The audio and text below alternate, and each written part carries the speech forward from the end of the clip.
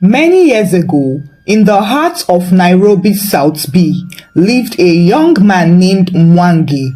He was a young civil servant in his early 30s and the firstborn of 3 children. He lost his parents in a road accident near Nyahururu, and since then, he became everything to his younger siblings. He sacrificed his university education for years just to make sure Wanjira, his younger sister, went to school and graduated. Since then, Wanjira had been his pride. Wanjira was tall, beautiful, and sharp-tongued. She always walked like someone who was too important for the dust beneath her shoes. While Mwangi, her elder brother, was humble and mild, Wanjira was fire. She dressed like she owned the city and spoke as if silence offended her. After her graduation from Kenyatta University, she had nowhere to stay while job hunting. So, naturally, Mwangi opened his doors to her. "You can stay here for as long as you need. This is your home."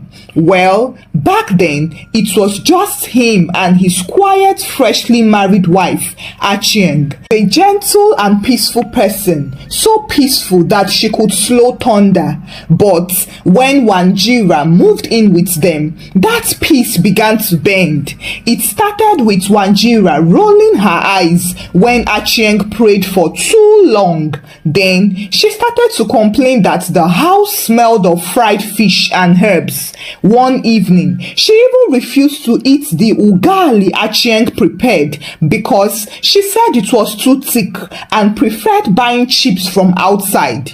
But things truly spoiled the day Achieng gave birth to twin baby, Baraka and Bilha, 2 healthy bouncing babies who were blessings to their parents. Well, for Wanjira, they were a curse because from the moment the babies arrived, Wanjira changed completely. The once slightly snobbish sister turned into a full-blown walking storm. She no longer greeted Achieng, and she avoided the babies as if they were contagious. Whenever they cried at night, she would slam her bedroom door in anger. Even the smell of baby powder and milk irritated her, and she would spray perfume in the living room to get rid of the smell. She hated the sight of tiny socks, used diapers, and toys scattered on the floor. One afternoon, while Mwangi was at work, Achieng stood in the kitchen exhausted. Bilha was crying on her back, and Baraka was fussing in her arms. She couldn't bear it alone and called out to her sister-in-law, "Wanjira, please, just help me to hold Baraka while I warm his milk." Wanjira, who was doing her nails in the sitting room, raised one brow. "Me? Am I a house help now?" Achieng smiled politely. "No, dear, it's just for a few minutes. But Wanjira snapped, "You shouldn't have given birth to twins if you can't handle them." Achieng froze in silence, the kind of silence that was heavier than a church bell in midnight mass. Unfortunately, Wanjira was only getting started with her. A week later, Wanjira came home from a lunch date and found Baraka crawling near the front door. She screamed, "This child peed on the floor. Ew, Achieng, your children are animals." Achieng came rushing, apologized, and picked up her baby. "I'm sorry, he just crawled out of the room. I didn't know." Wanjira shouted, "You don't know anything. All you do is breathe and breastfeed. Is this what motherhood is? Count me out." From that day on, Wanjira stopped speaking to Achieng unless necessary. One day, she told her brother, "You need to build a servant's quarters or I'll move out." Mwangi, who was torn between the woman who was raising his children and the sister he had raised, begged her, "Just be patient, Wanjira. The babies are only 6 months old." "Exactly," Wanjira hissed. "Only 6 months, and I already feel like I'm in a nursery school built in hell."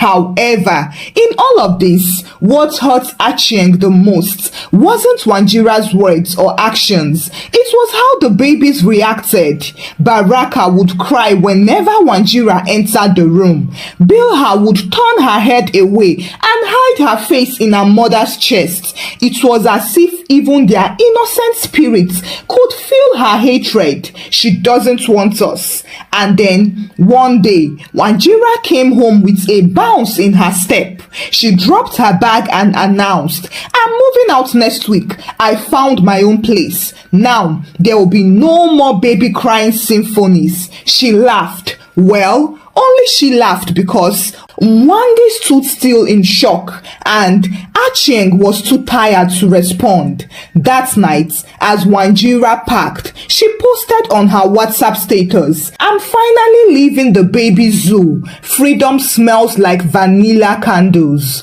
While in the twins' room, Achieng held both children close. She looked at their innocent faces and cried, "Don't worry, my angels. One day she will understand. One day she will want what she now hates." As expected, Wanjira's new one-bedroom apartment in Lavington was modern with white marble floors, rose gold shower handles, and a kitchen she barely used because she wasn't built for chopping onions. She had landed a communication role at a PR firm, and with her sharp tongue and flashy wardrobe, she quickly rose in popularity. Clients loved her wits, and her bosses loved her boldness. On Instagram, her captions sparkled with sarcasm always. "Motherhood is beautiful, only for those who like noise and poop.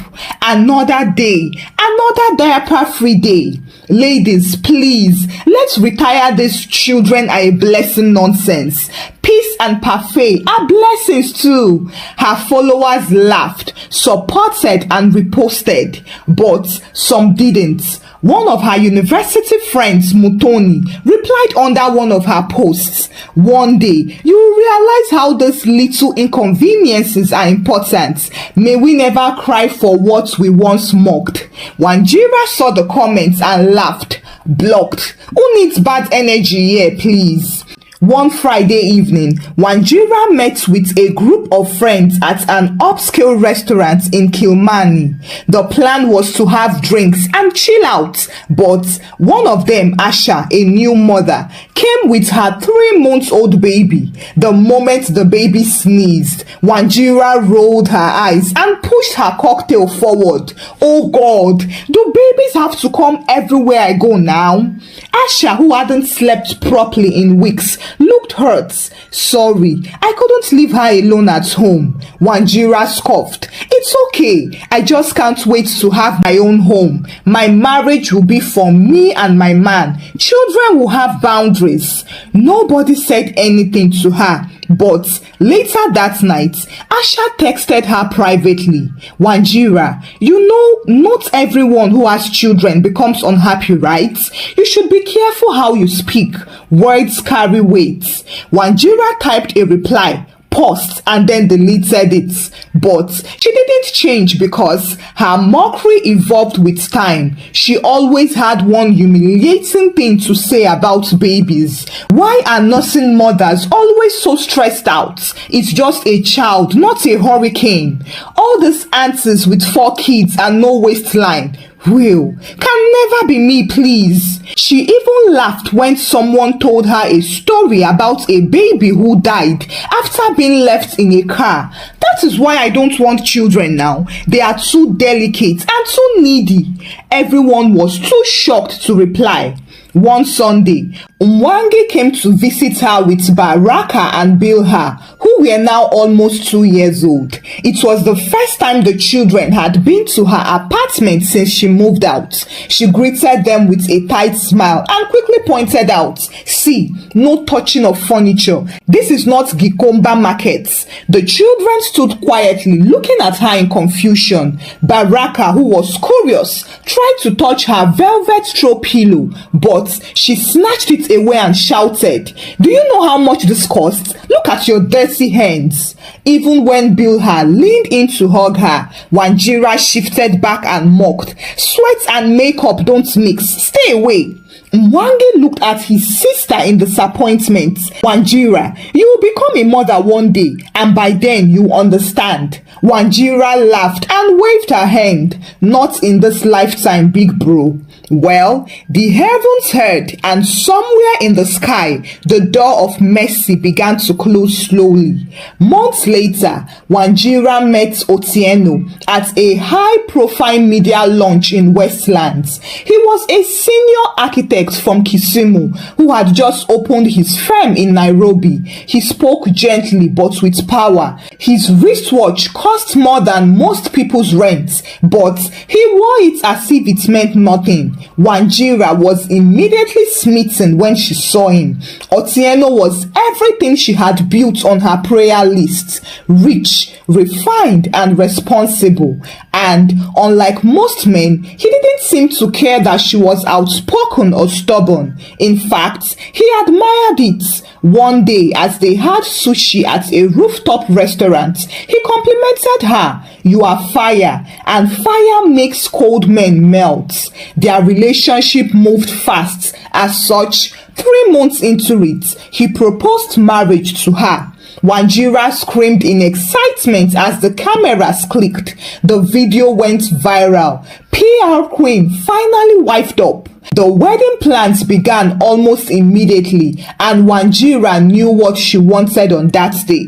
She wanted the wedding to be colorful, expensive, elegant, and most importantly, no babies were allowed. She didn't even invite Mwangi twins, her own niece and nephew. When Achieng called her to ask why, Wanjira replied, "They are too noisy, please. I don't want children disturbing my bridal photos."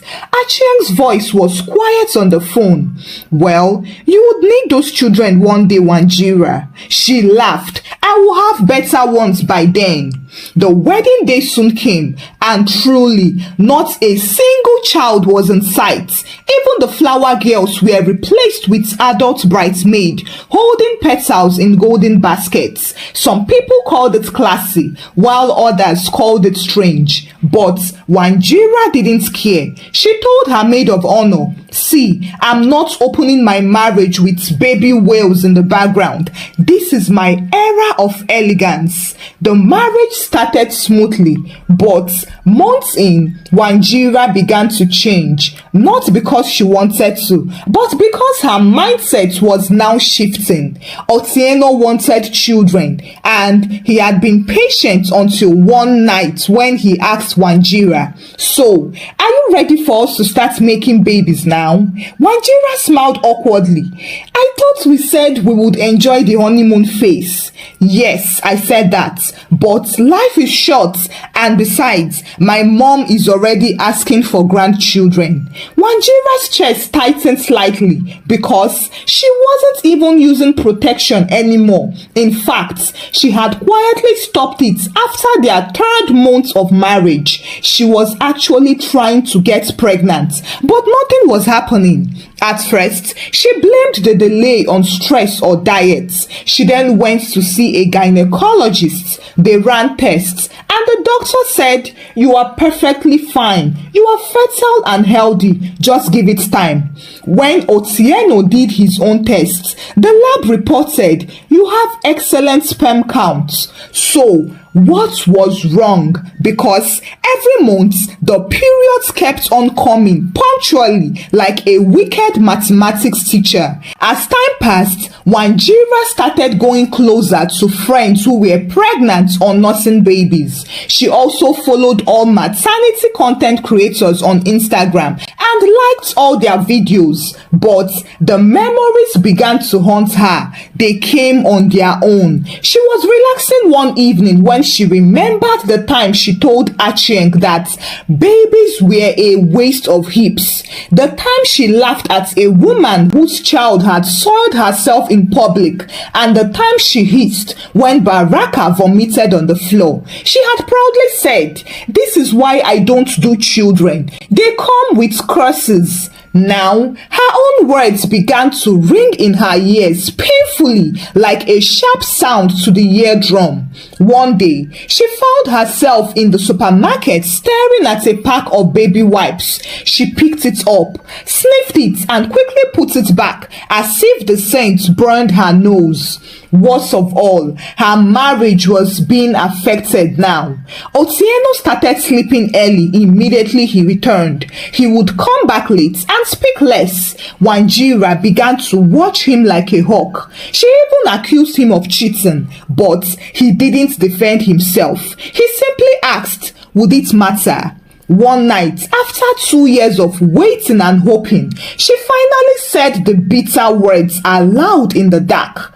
God, please, give me just one baby. I will never mock them again. I will never reject any child. Just give me one.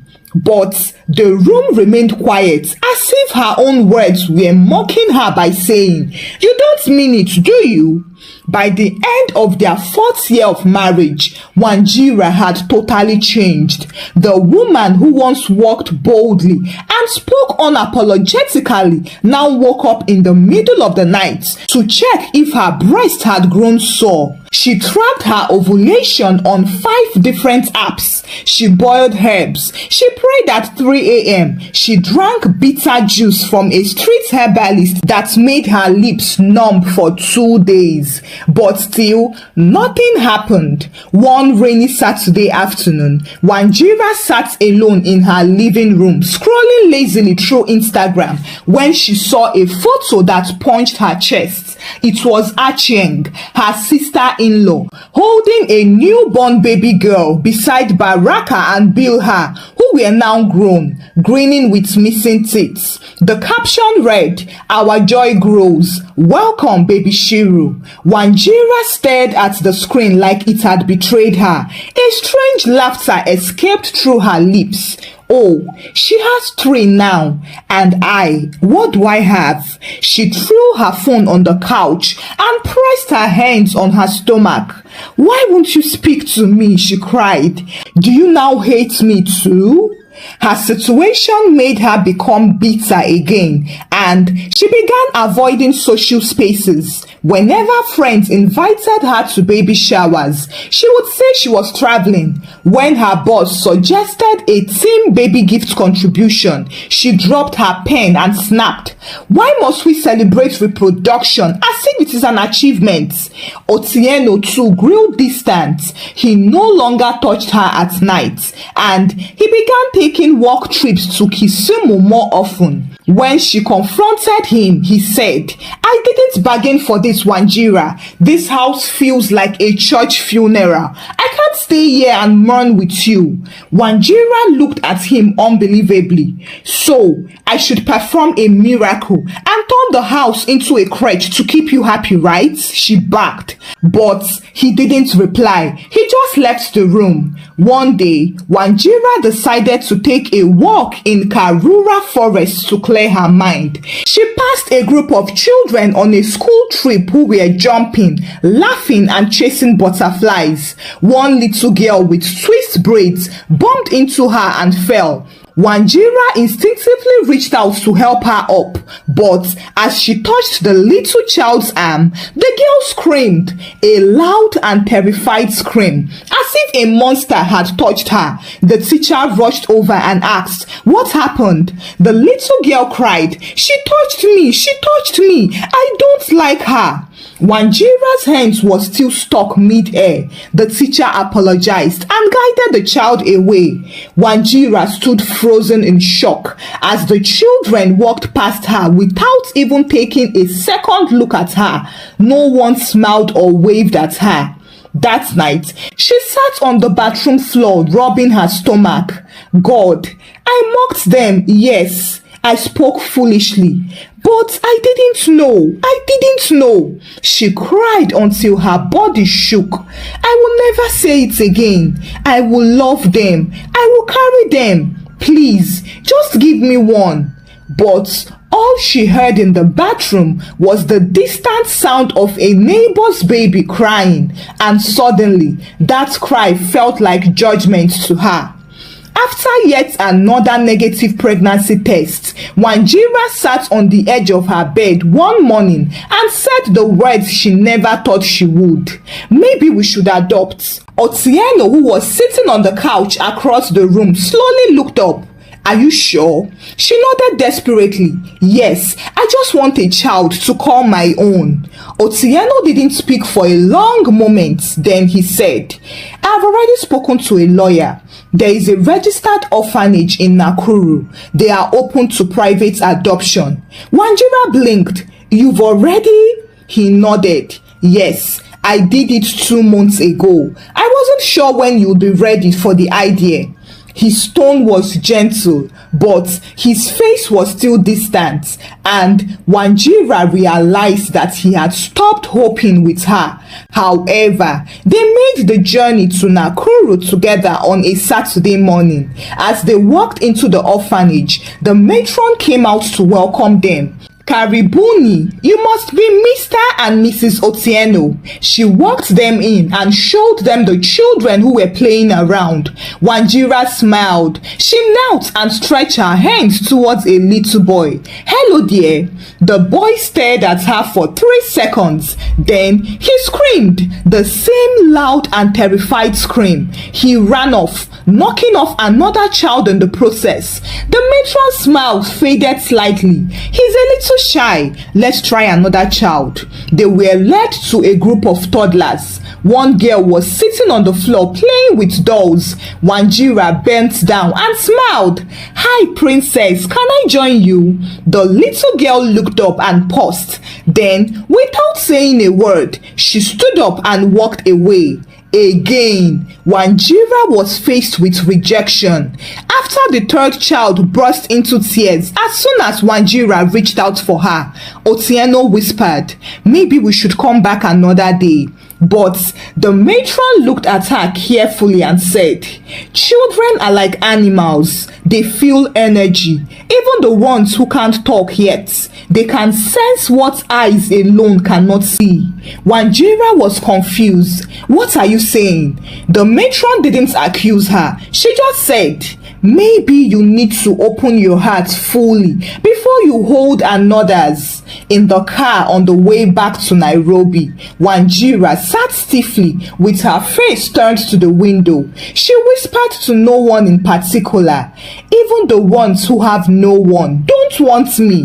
Otieno didn't say anything, but the silence in the car was louder than any judgment. That night, as Wanjira lay on the bed, she remembered all the moments she once laughed at babies when Baraka soiled her scarf and she screamed as if it was acid, when she refused to attend a social gathering because she didn't want to sit near breastfeeding women, when she told Achieng, these things you call children, they are just noisy furniture. Now, even the noisy furniture wouldn't sit beside her. Unfortunately, the next morning, she woke up to find a note on the dining table that read, Wanjira, I can't do this anymore. I married you for love, but love without growth becomes pain. I want to be a father. I need to be. Maybe the door will open for me elsewhere. I hope peace finds you, Otieno. Wanjira stood there frozen. She tried calling him, but his phone was switched off. She sat on the floor and wept. Even the man I tried to change for has walked away from me. But as she wept, she heard a tiny voice whisper to her, are you sure you changed because you understood, or you changed because you wanted something? Children know the difference. After 8 years of being married and hoping for a child, the only thing Wanjira could boast of was silence and loneliness. The house was now too silent and spotless. Still, she cleaned more than necessary and rearranged the furniture, but nothing removed the hollowness in the air.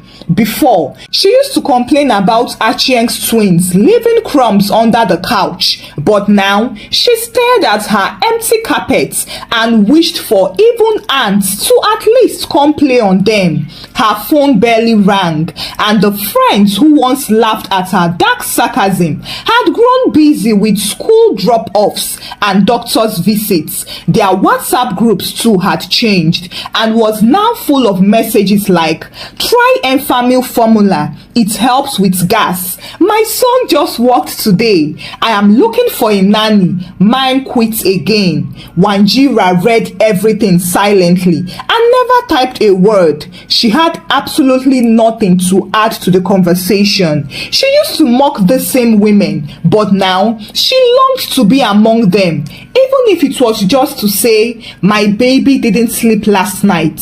One Saturday, she stood at her balcony and watched the children in the estate playground as they jumped around.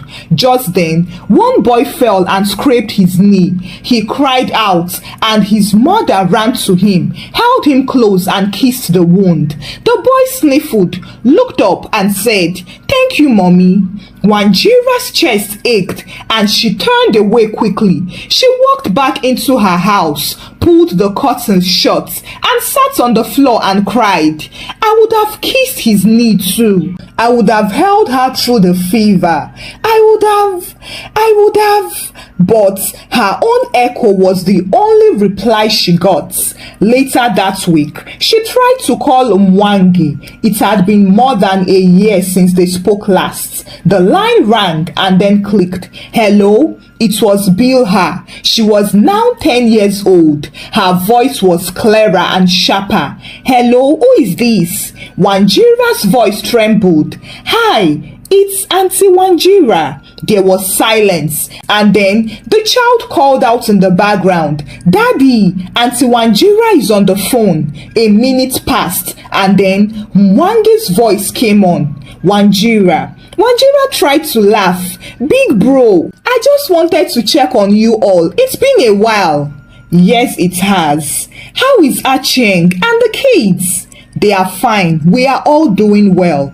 Wanjira hesitated and then asked, Can I visit sometime? Mwangi paused and then said, I will ask Acheng. And just like that, the call ended. Wanjira stared at the phone for a long time, and her mind drifted back to those days when she had walked away from a love so pure and innocent. She had mocked the miracle of motherhood, and now she was paying the price. One day, after returning home for a long day at work, she found an envelope on her doorstep. It was from Acheng. Wanjira froze for a moment before she opened it. Inside was a simple letter that read, Dear Wanjira, I am not angry with you anymore. I just wanted you to know that Baraka and Bilha are doing wonderfully well. They are strong and healthy. We are a family, and they know you tried to care, even if it didn't feel that way. I know that you've been through a lot, but I want you to understand, it's never too late to love. I hope one day you'll find peace with what happened. And if you ever want to meet them again, we'll be here waiting. Acheng. Wanjira stared at the letter in silence, and tears ran down her face. For a moment, she felt hope. But it was for a short time because her body still ached for the children who never wanted her and for the life she could never get back. But she didn't give up. She decided to try again. 1 year later, she reached out to an adoption agency in Nairobi. She arrived at the orphanage nervous but determined. The matron welcomed her with a gentle smile. You are welcome, madam. We have many children who would love a new home. As Wanjira walked through the hallways, she smiled at the innocent faces. She stopped near one room where a little boy was quietly sitting by the window. She stepped forward, crouched down and and smiled at him. "Hello, young man. My name is Wanjira. What is your name?" The boy didn't look up or respond. Wanjira reached out slowly, but just as she was about to touch his shoulder, he looked at her with fear, stood up quickly, and ran to the other side of the room. The matron walked over and consoled Wanjira. "He doesn't like new faces. It is not you." Wanjira nodded and tried to fight the sting in her chest. Of course, she knew it was not the boy. Rather, it was the hatred she had once carried in her heart that was repelling the children from her. That night, after leaving the orphanage, Wanjira sat by her window, staring out at the stars, and in that private moment, she realized something crushing. She had never really loved children. She only wanted the status of motherhood, the image and the pride, but never the sacrifice or the patience. Well, now she had nothing. She knew she couldn't take back the years she wasted, but perhaps, just maybe, there was room for something new. And so, the next weekend, she drove to her brother's house. Her heart pounded as she knocked on the door. Baraka opened it and exclaimed, "Auntie!" Before she could say anything, he ran into her arms and wrapped his arms around her. Bilha, who was shy at first, came running and smiling with her hands raised. "We've been waiting for you, Auntie. We missed you." Tears flooded Wanjira's eyes. She hugged them tightly, and for the first time in years, she felt the warmth of what she had once mocked. Karma had indeed come. But it didn't come with punishment. Instead, it offered redemption and a second chance, a chance to heal, to learn, and to love again. And now, she would spend her days being a mother to her brother's children. Thank you for watching the story. Kindly share your thoughts about the story with me in the comment section. What did you learn from the story? Share the story out with your loved ones and give the story a thumbs up. Subscribe to this channel if you've not done so by now. Until I bring another story your way. Bye!